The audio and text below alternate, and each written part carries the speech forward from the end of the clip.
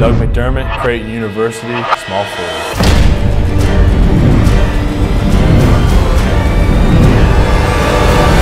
Doug McDermott, welcome back to Campus Insiders. It felt like it was the Doug McDermott network here for most of the winter, and I know you're starting to focus on the NBA draft and getting excited about that next phase of your life. But let's just look back on the incredible season that you completed, because we all know about the decision that you had to make to come back for your senior year. I'm sure in your mind you had visions of what it would be like, what it could be like. Fair to say that the reality and everything that went on this season far exceeded your expectations of what that experience was going to be like? Oh, no question. You know, it was unbelievable.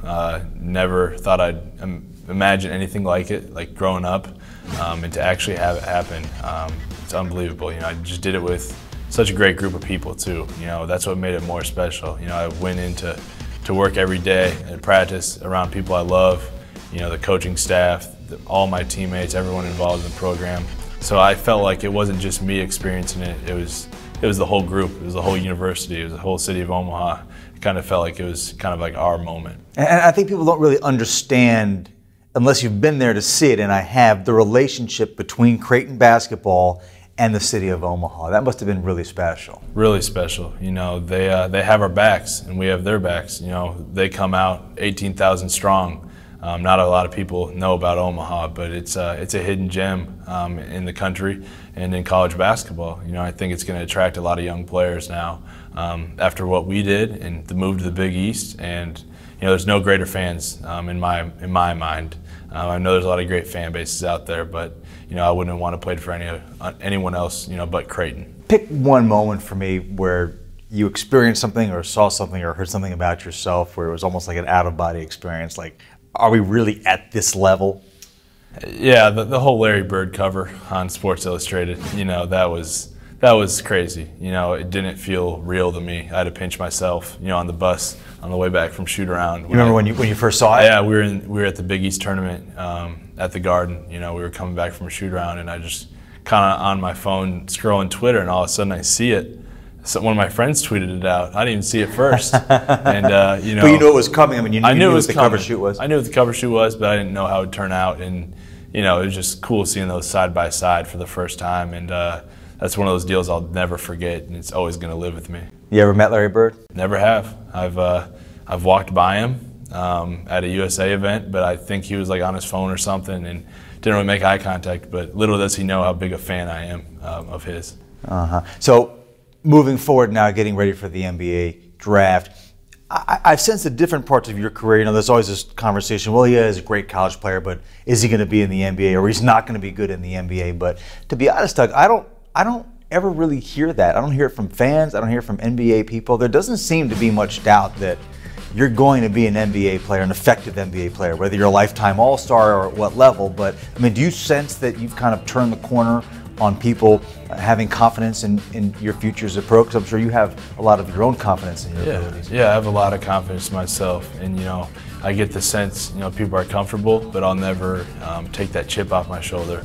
I'll always play like I'm working my way onto a team, that I'm not good enough, that you know, people are doubting me. I'll never take that out of my mind, because when it's all said and done, you know, I can look back and you know, hopefully say that I put in all this work. Just constantly with that chip on my shoulder. What's going to be the key, do you think, to have maximum professional success? You know, just being able to accept the fact that the role is going to change. And, you know, obviously, you know, I was really good in college. You know, I had a great career. You know, a lot of attention was on me. But now the tables are going to turn a little bit. You know, I'm going to have to adjust to a different role, a new city, a new coach. And I think if I can get past all that stuff, you know, I think I can have a really good career. Because I know what I'm getting into. I'm mature enough to realize that, and you know, I'm just really looking forward to winning. And once you put winning first, you know, everything seems to work itself out. Probably not going to see as many double teams and triple teams, I'd imagine. Is that? That might be a little bit of a relief. There might be a few more open looks. You know, I think that's fair to say. I'll get some open looks from the three. You know, I'll feel like Raggi out there a little bit. But you know, I'm really looking forward to that change, where probably won't be any double teams for me coming for a while. Yeah. So, and this will be the first time in several years that you're going to be coached by someone who's not your dad. Does that welcome? Are you wistful for that time? Are you glad that time is over? Maybe try something new. I mean, there are a lot of positives and negatives to that dynamic. Yeah, I think if you ask my dad too, I think we're both looking forward to this next phase. We've had an unbelievable 4 years. We've had some great moments. Obviously it's just an unbelievable experience for both of us, and now is the next big challenge for both of us. He's got his own challenge, I got my own, and it's gonna be great being able to talk to him. When we have down times or really good times. I think we're really gonna reflect off each other a lot, and I'm really looking forward to whoever my new coach is. Last question: as a college basketball player, how do you want to be remembered? Just doing things the right way. Just on and off the court, just being a stand-up guy for everyone, not just the fans, but the media, everyone as a whole. Just doing it all the right way, sticking it out for 4 years, and just hopefully that can reflect on some of the younger kids growing up that might not be good enough to go one and done, and you can still have a great career. You just gotta follow your dreams. Well, listen, that college basketball is my bailiwick, so.